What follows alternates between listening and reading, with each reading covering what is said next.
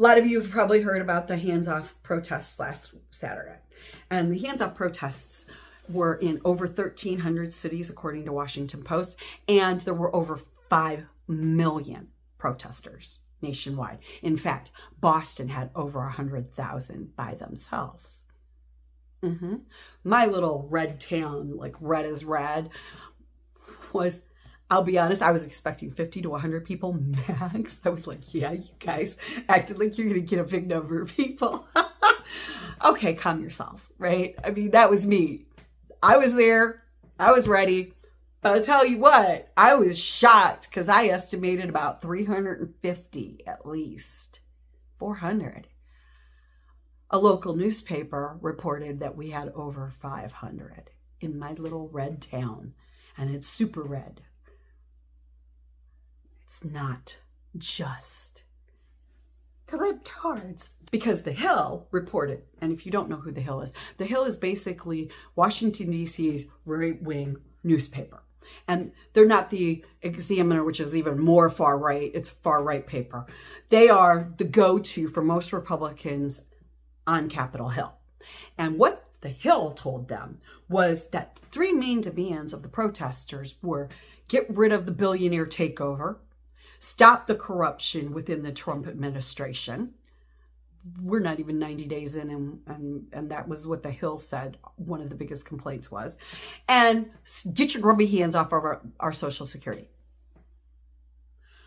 Wow, talk about overly simplified. But you know what? 6 Republican senators ran right out and trying to get their hands off that Social Security, put guardrails in, and we're going to protect Social Security. Yeah. And a lot of liberals and a lot of moderates were really, really excited.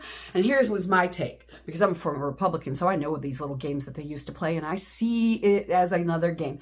They are only trying to take care of Social Security because they figure that'll eliminate 1/3 of the protesters. Instead of 5 million, they'll be dealing with less than 3 million, and they can pretend we don't exist again. But here's the thing. Social Security isn't the only goddamn problem that they give out their frigging grubby little hands in. I mean, we all can admit that we want them to streamline.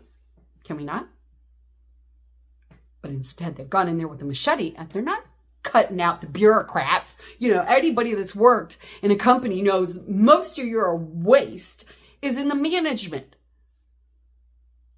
People that aren't really doing a lot of work in comparison to the people at the bottom that are working their grubby fingers to the bone. So they fired National Park Rangers and janitors. I personally want those parks clean when I need to use a bathroom. Don't you? Oh, but that's not all.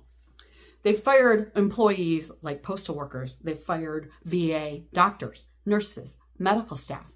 They're firing VA people that are supposed to help vets with mental health issues. Oh my God, do you realize how many PTSD vets there are? The number used to be 22 a day. It's now 17 a day. You know why that is? Because the VA has been doing their jobs, and they've reduced it in the last 10 years from 22 a day to 17 a day. And that's still not really great, but let's be honest. The VA has always got its hands tied because of the bureaucracy. But instead of taking care of the bureaucracy and doing an analysis and figuring out how to fix it, they just decided to get rid of all the counselors.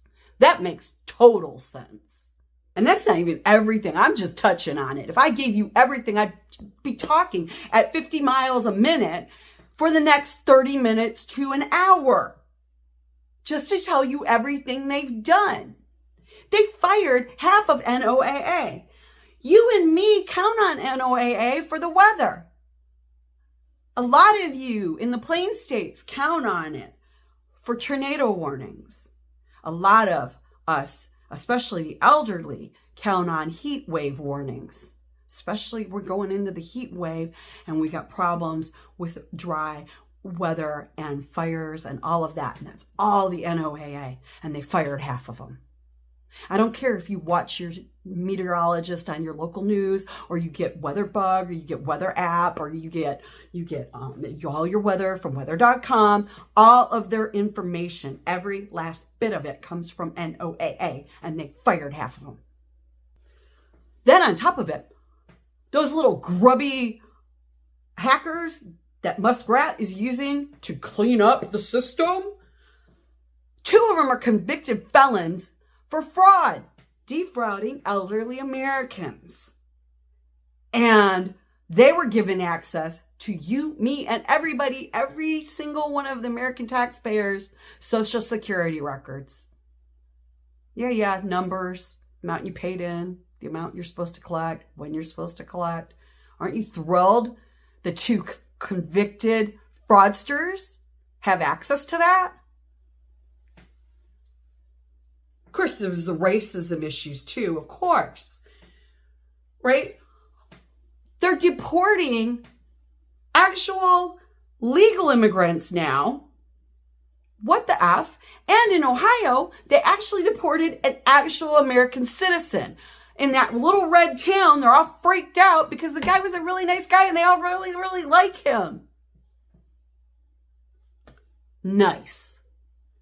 You know why? Because they took a machete for a job that needs the finesse of somebody that knows how to do a continuous improvement analysis and start thinning it out where it can be thinned out and start improving and robustifying the systems that can be made more useful. But no, let's just take a machete to it. Because we're not really worried about you and me. No, they are worried about the taxes. They're worried about corporate America and the ultra rich paying their fair share. And let me be blunt. Before the original administration of this administration, y'all know, right? There was another one in the past. Before all of that, corporate America and the ultra rich paid not even a matching of what the 147 million of us pay.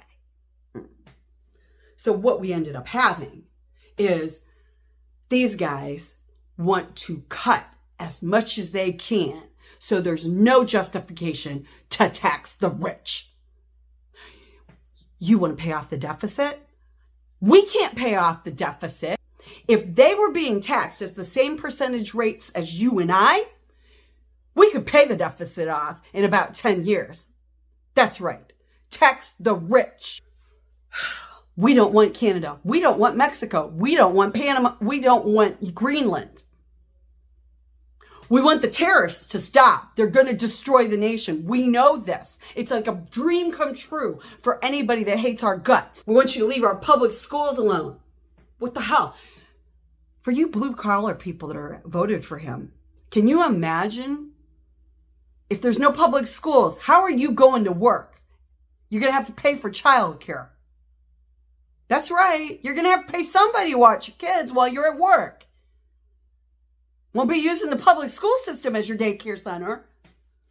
And, oh, by the way, we'll be screwed because the country will be a bunch of dumbasses. Get away from our libraries. Leave our books alone. If you don't like a book, man up, act like a parent, and keep your kids from reading books you don't want them to read.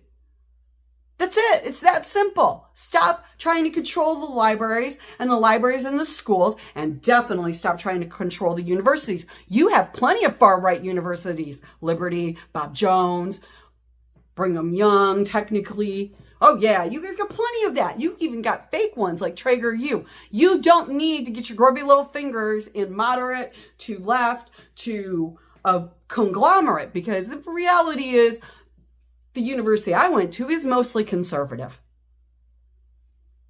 Just facts. It's just another lie they tell you. So that's what we were protesting, all of it. And then there's just more.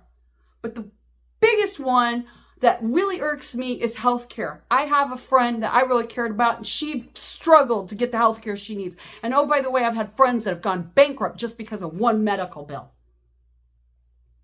No one in the United States of America, no one in the wealthiest country in the world should die or go bankrupt because they can't get medical care. And yet that's where we still are. And these jerks had the audacity to cut what little help we have for other Americans that are like you and me. So it wasn't just about the fourth thing, those three things, like the Hill claimed, because they're not screwing just the libs. They're screwing you too, and they don't care. But with the most thing that all you got to remember is there were 5 million of us, and we are going to continue to grow. And you know why? Because silence is compliance. And this is only less than 90 days in, and I haven't even touched everything that they've done. That's what the protests were about. It's not that they're doing something. It's that they're doing it with a machete, and none of them actually know what they're doing. I know this one ran long. Think about it. Peace.